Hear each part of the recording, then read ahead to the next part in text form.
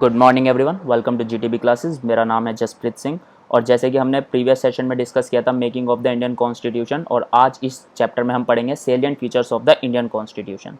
जैसा कि मैं ऑलवेज बताता हूं कि आप अपनी A4 साइड शीट हमेशा तैयार रखा कीजिए जिस पर आप ये नोट्स कॉपी कर सकें और एग्जाम टाइम में उसे रिवाइज कर सकें। तो चलिए पढ़ते हैं salient features of the Indian constitution. इस सेलिएंट फीचर्स यानी कि हम देखेंगे कि हमारा कॉन्स्टिट्यूशन किस बेसिस पर बना हुआ है। ओरिजिनली इसमें कितने आर्टिकल्स थे, पार्ट्स थे, शेड्यूल्स थे, और आज कितने आर्टिकल्स, पार्ट्स और शेड्यूल हैं। ये बहुत इंपॉर्टेंट क्वेश्चन है एग्जाम पर्सपेक्टिव से। अक्सर ये चीज़ें पूछ ली जाती हैं कि अगर कि प्रीवियसली बताइए इसमें कितने आर्टिकल्स थे, आप कितने आर्टिकल्स हैं। तो प्रीवियसली इसके अंदर 395 आर्टिकल्स थे, 395, और आज जो इसमें है वो 448 आर्टिकल्स हैं। प्रीवियसली इसमें 22 पार्ट्स थे और आज इसके अंदर 25 पार्ट्स हैं। आज भी इसमें 22 पार्ट्स ही हैं, तो कंफ्यूज मत होइएगा। 22 पार्ट्स हैं, बट लाइक जैसे कि 14 पार्ट है, 14 पार्ट का 14A हो गया है, एक तो 14 हो गया, एक 14A हो गया। इस टाइप से इसमें जितने पार्ट्स हैं उनको इस तरीके से डिवाइड किया गया है, तो इसलिए 25 पार्ट्स यहाँ लिखे हुए हैं और 25 पार्ट्स हम इन्हें बोलेंगे। 8 शेड्यूल थे और पहले, और अब 12 शेड्यूल्स हैं।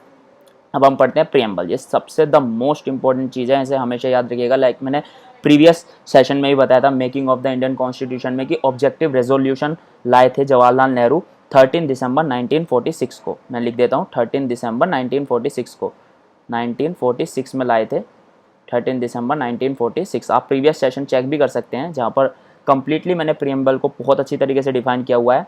ऑब्जेक्टिव रेजोल्यूशन लाए थे जवाहरलाल नेहरू, जिसको पहले रिजेक्ट कर दिया गया था, इनिशियली रिजेक्टेड। इन नोट्स को हमेशा लिखना है A4 साइड शीट में ताकि आपको याद रहे। इनिशियली इसको रिजेक्ट कर दिया गया था जब 13 दिसंबर 1946 को इसको इंट्रोड्यूस किया गया था। फिर 22 जनवरी 1947 को इसको एक्सेप्ट किया गया। 1947 को एक्सेप्ट करके इसको लिखा गया हमारी कॉन्स्टिट्यूशन की बुक में। बट ऑफिशियली जो इसका यूज़ आया, जब इसको ऑफिशियली एक्सेप्ट किया गया, उसको कॉन्स्टिट्यूशन में हमने लिख लिया गया, प्रीएम्बल लिख लिए गए, लेकिन जब इसका ऑफिशियली यूज़ आया वो किस केस में आया था? But accepted while Keshava Nanda Bharati case. Keshava Nanda Bharati case जो 1973 के अंदर हुआ था, उसके अंदर प्रीएम्बल को एक अलग जगह मिली कॉन्स्टिट्यूशन में कि लाइक ये तो हमारा इंडियन कॉन्स्टिट्यूशन का बेसिक स्ट्रक्चर शो करता है, जो हमारे लिए एक मतलब कंप्लीटली अनबायस्ड डिसीजन लेने के लिए सबसे इम्पोर्टेंट है। तो like basic structure of Indian constitution preamble show करते हैं, जिसको ऑफिशियली एक्सेप्ट किया गया केशव नंदा भारती केस में जो 1973 में हुआ था, और जो इंट्रोड्यूस किया था जवाहरलाल नेहरू जी ने किया था 13 दिसंबर 1946 को ऑब्जेक्टिव रेजोल्यूशन के नाम से। इसकी प्रॉपर्टीज देखते हैं इंडियन कॉन्स्टिट्यूशन की। ये एक रिटन कॉन्स्टिट्यूशन है, हमारा कॉन्स्टिट्यूशन रिटन है। लाइक इसके अंदर सारे फंडामेंटल लॉज एक सेक्रेट बुक के अंदर लिखे हुए हैं, जिसके अंदर सब प्रिंसिपल्स जिसकी वजह से हमारी पॉलिटी बनी है, फॉर्म्स ऑफ गवर्नमेंट बनी है। ये एक रिजिड एंड फ्लेक्सिबल है। रिजिड एंड फ्लेक्सिबल का मतलब क्या होता है कि लाइक रिजिड कि अगर आपको कोई एक बड़ा डिसीजन लेना है कि किसी का इम्पीचमेंट करना है, गवर्नर का, प्रेसिडेंट का, तो ये रिजिड है। लाइक बिल्कुल आपको मेजोरिटीज़ लेनी पड़ेंगी पार्लियामेंट से, तब जाके उनका इम्पीचमेंट होगा। लेकिन फ्लेक्सिबल भी है। फ्लेक्सिबल क्या है? जैसे आपको किसी राज्य का नाम बदलना है, किसी स्टेट का नाम बदलना है, तो बहुत ईजिली आप 1-2 अमेंडमेंट्स करके इसको बदल सकते हैं नाम को। सोवरन होता है मीन्स वी आर इंडिपेंडेंट। आपको ऐसे ही कोई परेशान नहीं कर सकता है, लाइक आपको घर से ही आपका अरेस्ट हो जाओगे आप, तो ऐसा कुछ नहीं होता है। Sovereign means we are independent, हम अपनी लाइफ अपने तरीके से जी सकते हैं हमारे देश में, तो वी आर सोवरन। डेमोक्रेटिक होता है कि like government to the people, by the people and for the people. Government जो है वो लोगों से है, लोगों के लिए है और लोगों द्वारा है। तो और ये जो कोर्ट है, इसको हमेशा याद रखना है, जो democratic form of government show करने में हेल्प करता है। लाइक अगर आप कहीं आंसर राइटिंग करेंगे तो ये कोर्ट बहुत काम आएगा। और ये किन्होंने कहा था?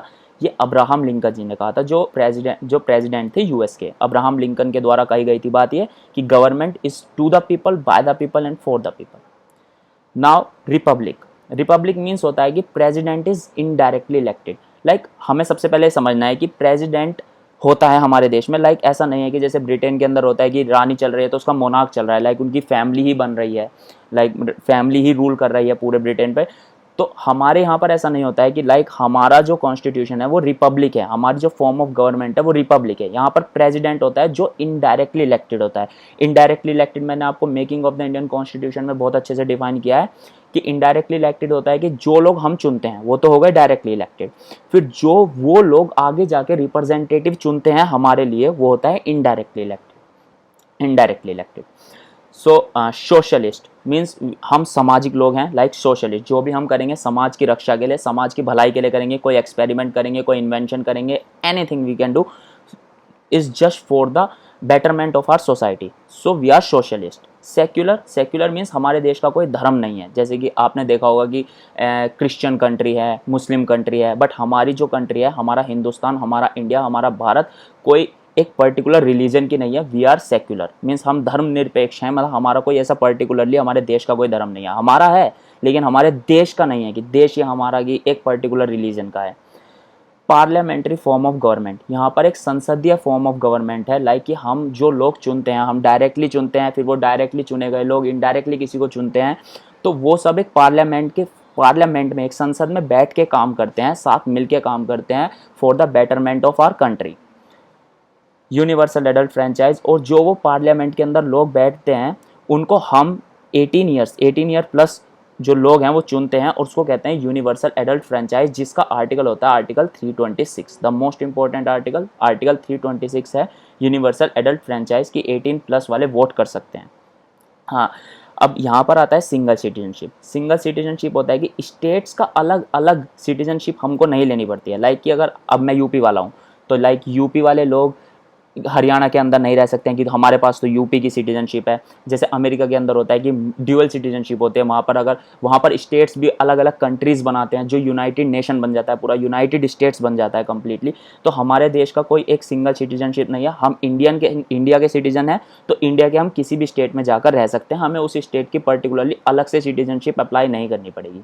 इंटीग्रेटेड जुडिशरी होता है कि यहाँ पर सबसे पहले आते हैं लोअर कोर्ट्स, फिर आता है हाई कोर्ट, फिर आता है सुप्रीम कोर्ट। तो अगर हमारा कोई फैसला लोअर कोर्ट से नहीं निकलता है तो हम हाई कोर्ट में मूव कर सकते हैं, हाई कोर्ट में नहीं निकलता है तो हम सुप्रीम कोर्ट में भी जा सकते हैं, लेकिन सुप्रीम कोर्ट का जो फैसला होगा वो हमारे को सर्वमान्य होगा। तो इंटीग्रेटेड जुडिशरी एक पैनल है, स्टेयर केस है एक तरीके से, कि सबसे पहले एक ये लोअर कोर्ट आ गया, यहाँ पर हमारा कोई फैसला निकलता है पर हम राजी नहीं है तो हम हाई कोर्ट में मूव कर सकते हैं, हाई कोर्ट में नहीं निकलता है तो सुप्रीम कोर्ट में मूव कर सकते हैं।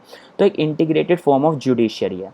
तो आज का सेशन हम यहीं पर पाइल अप करते हैं, और इससे रिलेटेड आपको जितने भी कुछ भी अगर आपको किसी भी सेशन से रिलेटेड कोई भी अगर इशू होता है तो आप मेरी इस इंस्टा आईडी पर मेरे को फॉलो कर सकते हैं, यहाँ पर मेरे को मैसेज कर सकते हैं या फिर मेरे को मेल आईडी पर भी भेज सकते हैं।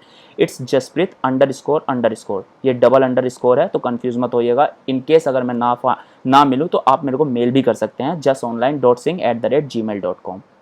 और आपको अगर सेशन अच्छा लगा हो तो शेयर कीजिएगा, सब्सक्राइब कीजिएगा और प्रीवियस वीडियो ज़रूर देखिएगा, उसके अंदर काफ़ी चीज़ें क्लियर करता हूँ मैं। जैसे इसके अंदर प्रीएम्बल के बारे में बताया, इनडायरेक्ट इलेक्शंस के बारे में बताया, प्रीवियस वीडियो में सब क्लियर किया हुआ है। तो मिलते हैं नेक्स्ट सेशन में। जय हिंद।